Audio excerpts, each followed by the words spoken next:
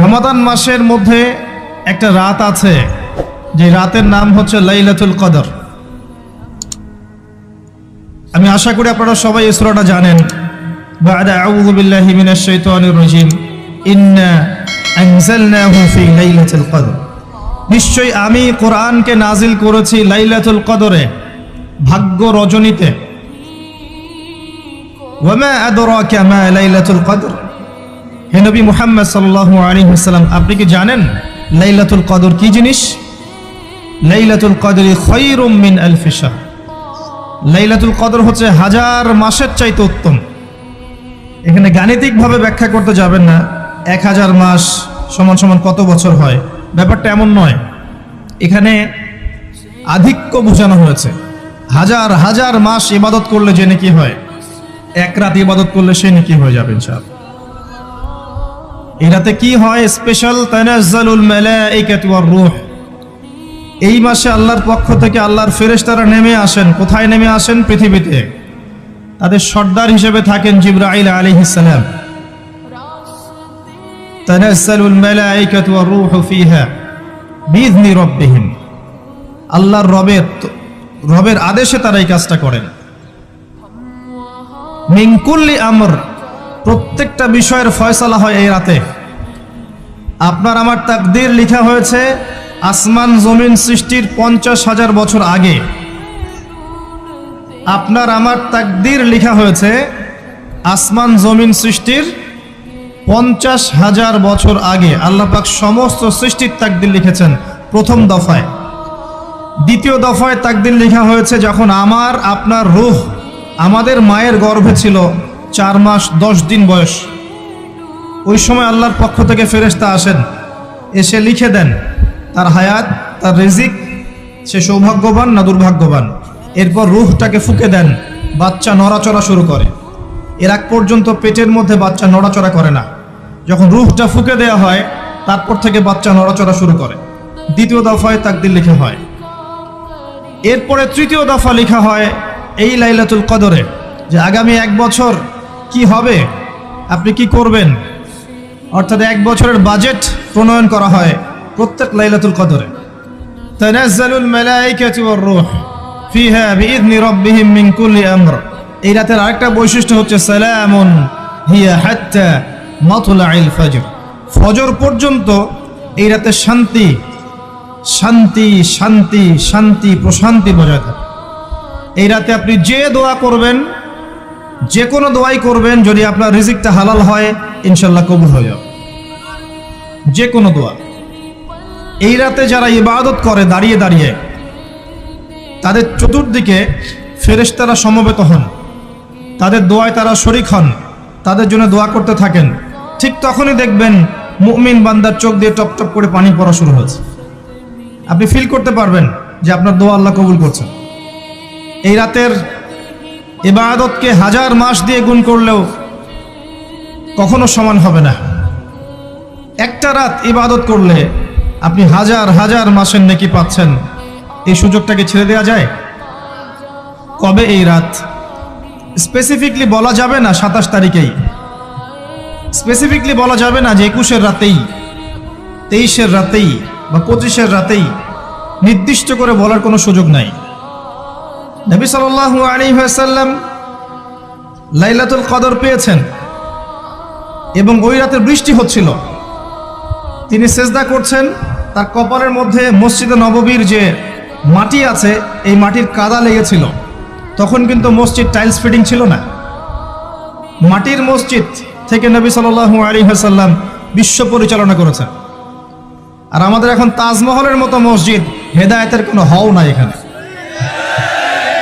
এটা আখিরুজ্জামানের সাইন, মসজিদগুলো হবে চাকচিক্যময়, হেদায়েত শূন্য। হাদিস একদম স্পষ্ট আছে, মসজিদ হবে চাকচিক্যময় কিন্তু হেদায়েত শূন্য। ইভেন দেখবেন নামাজ পড়ছে মুসল্লি, পাশে হই হুল্লা করছে। দিনের কথা আলোচনা হলে বা নামাজ পড়লে, কেউ কোরআন তেলাওয়াত করলে আদবের সাথে যে পাশে শোরগোল করতে হয় না, এটাও এখন বুঝাতে হয়। বুঝাতে গিয়ে যদি আপনি এই আয়াত তেলাওয়াত করেন, লাহুম কুলুবুন লা ইয়াফকাহুনা বিহা, কিছু মানুষকে আল্লাহ পাক কলব দিয়েছেন বোঝে না। ওয়া লাহুম আযানুন লা ইয়াসমাউনা বিহা, কিছু মানুষকে আল্লাহ পাক কান দিয়েছেন শোনে না। ওয়ালাহুম আ'য়ুনুন লা ইউবসিরুনা বিহা, কিছু মানুষকে আল্লাহ পাক চোখ দিয়েছেন দেখে না। উলাইকা কাল আনআম, এরা আনআমের মতো। বাল হুম আদাল, বরং তার চাইতেও নিকৃষ্ট। তখন কিছু মানুষের ইগোতে লেগে যায়। আচরণ কিন্তু এমনই। কোরআন যেখানে তেলাওয়াত করা হচ্ছে, নবীর হাদিসের কথা বলা হচ্ছে, সেখানে উঁচু স্বরে কথা বলা জায়েজ নেই। নামাজ পড়ছে একজন ব্যক্তি, সে আল্লাহর সাথে সরাসরি কথা বলছে, তার পাশে কথা বলা জায়েজ নেই। এমনকি নামাজরত ব্যক্তির পাশে কোরআন তেলাওয়াত করাও জায়েজ নেই। আর কথা কি বুঝতে পারছেন? একজন ব্যক্তি নামাজে দাঁড়িয়েছে, আল্লাহর সাথে কথা বলছে, পাশে আপনি কোরআন তেলাওয়াত করতে পারবেন না জোরে জোরে। মনে মনে করতে হবে, করতে চাইলে মনে মনে করতে হবে। অনেক সময় মসজিদের ভিতরে দেখবেন নামাজ পড়া হচ্ছে, শোরগোল করছে। নবী সাল্লাল্লাহু আলাইহি ওয়াসাল্লাম বলেছিলেন, আখিরুজ জামানে, তিরমিজিতে আছে হাদিসটা, আখিরুজ জামানে ইসলামের নামটুকু থাকবে, ইসলামের প্রকৃত বিষয়গুলো থাকবে না। কোরআনের মাসহাফ থাকবে, যে মাসহাফ, কোরআনের মাসহাফটা থাকবে, এর শিক্ষাগুলো থাকবে না। মসজিদগুলো হবে চাকচিক্যময়, কিন্তু মসজিদ হবে হেদায়েত শূন্য। আর চতুর্থ লাইনটা আরো ভয়ঙ্কর। 4 নম্বর লাইনে গিয়ে নবীজি বলেছেন সাল্লাল্লাহু আলাইহি ওয়াসাল্লাম, আসমানের নিচে জমিনের উপরে আল্লাহর সবচেয়ে নিকৃষ্ট সৃষ্টি হবেন এক শ্রেণীর আলেম, যাদের থেকে ফিতনা ছড়াবে এবং তাদের দিকেই ফিতনা ফিরে আসবে। তিরমিজির মধ্যে হাদিসটা আছে, যে কোনো আলেমকে জিজ্ঞাসা করে এটা কোন শ্রেণীর আলেম, এটা বোঝার জন্য আপনার পিএইচডি করার দরকার নাই। যারা দিনকে দুনিয়ার বিনিময়ে বিক্রি করেছে, তারাই সেই শ্রেণীর আলেম। যারা সত্য কথা বলতে ভয় পেয়েছে, তারাই সেই শ্রেণীর আলেম। যারা সত্যকে মিথ্যার সাথে মিশ্রিত করেছে, তারাই সেই শ্রেণীর আলেম। এবং যারা ইসলামের নামে উম্মাকে শতদা বিভক্ত করে দিয়েছে, এরাই সেই শ্রেণীর আলেম। নবী করিম সাল্লাল্লাহু আলাইহি ওয়াসাল্লাম বলেছেন, লাইলাতুল কদর আমি পেয়েছি, কপালে কাদামাটি ছিল, বৃষ্টি হচ্ছিল, তার মানে ওই রাতে বৃষ্টি হতে পারে, ওই রাতে বৃষ্টি হতে পারে।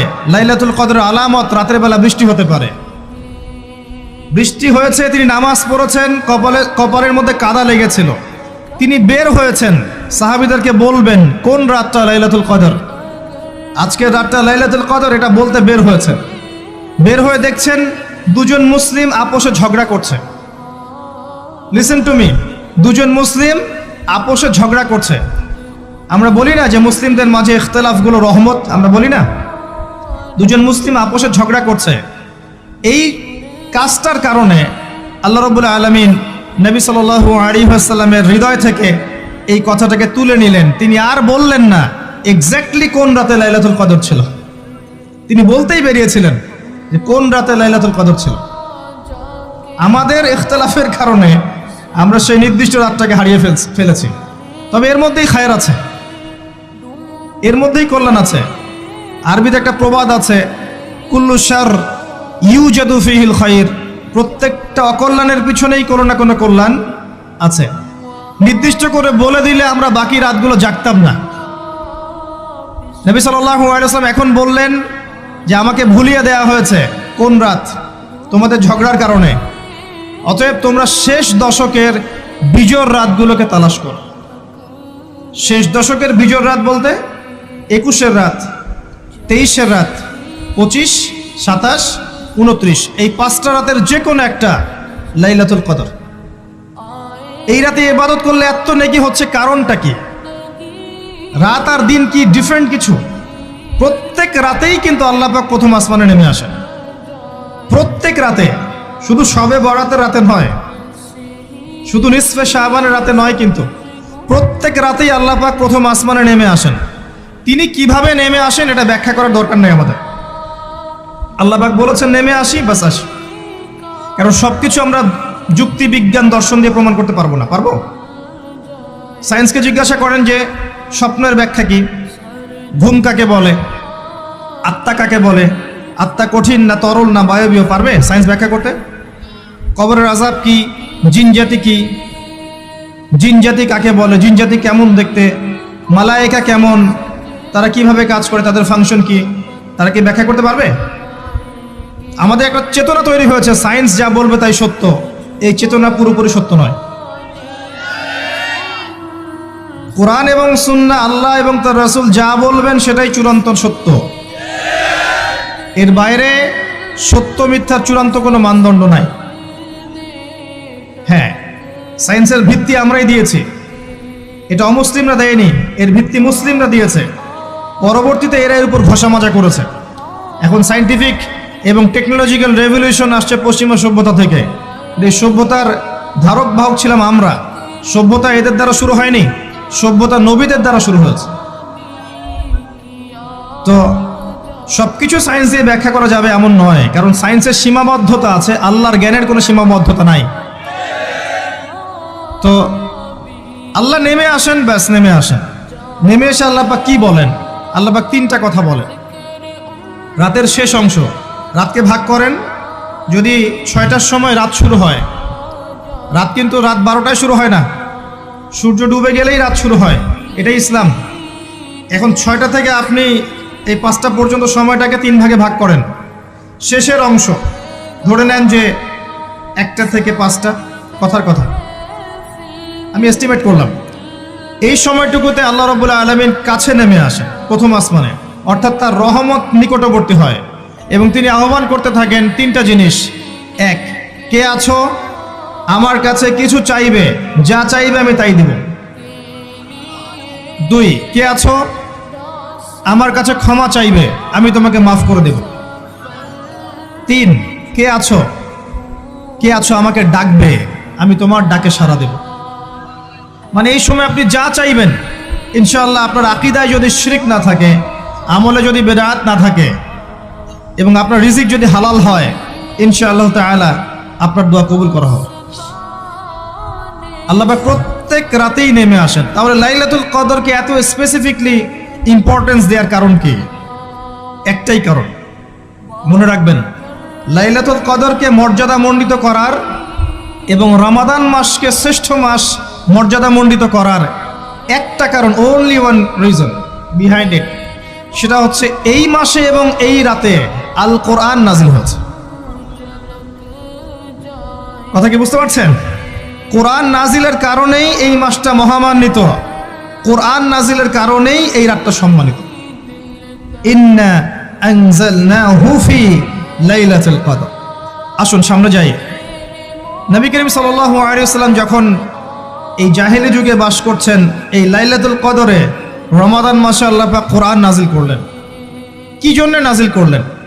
কারণ এই সমাজটাকে পরিবর্তন করার জন্যে, সমাজের জাহিলিয়াতগুলোকে দূর করার জন্যে নবী করিম সাল্লাল্লাহু আলাইহি ওয়াসাল্লাম প্রচণ্ড ফিকির করতেন।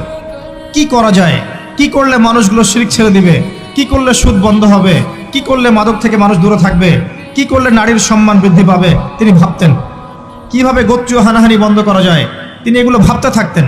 হেরা গুহায় বসে তিনি এগুলো ভাবতেন কি করা যায়। যুবক বয়সে তিনি হিলফুল ফুজর তৈরি করেছেন এগুলো সমস্যা দূর করার জন্য, কিন্তু পরিপূর্ণরূপে সফল হয়েছেন বলতে পারি না আমরা, কারণ তখন ওহী আসেনি। এই ভাবতে ভাবতে ভাবতে ভাবতে একদিন এক রাতে তার কাছে আল্লাহর পক্ষ থেকে কোরআন নাজিল হলো। সূরা আলাকের প্রথম 5টা আয়াত, বিসমিল্লাহির রহমানির রহিম, ইকরা বিসমি রাব্বিকাল্লাযী খালাক। পড়ুন আপনার রবের নামে, যিনি আপনাকে সৃষ্টি করেছেন। খালাকাল ইনসানা মিন আলাক, যিনি মানুষকে সৃষ্টি করেছেন জমাট বাঁধা রক্তপিণ্ড থেকে। আমরা সবাই জমাট বাঁধা রক্তপিণ্ড ছিলাম মায়ের পেটে। আজকে আমরা আল্লাহ দ্রোহী হয়েছি, কিন্তু আমরা পেটের মধ্যে এতটুকু জমাট বাঁধা রক্তপিণ্ড ছিলাম।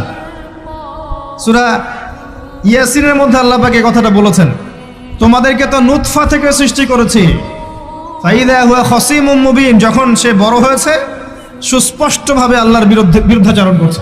ঈদের যে শপিংটার কথা বলছি, এটা এই কারণে বলছি, লাস্টের দশকে আমরা ঈদের শপিংয়ে বেশি ব্যস্ত থাকি, এতে করে লাইলাতুল কদরটা আমরা হারিয়ে ফেলি। লাস্টের দশক আমরা হয় ইতেকাফ করব, না হলে বাসায় নামাজ পড়বো, পরিবারবর্গকে নিয়ে রাত জাগবো। পারা যাবে ইনশাল্লাহ? তারাবির নামাজ তো পড়বোই ইনশাল্লাহ জামাতে।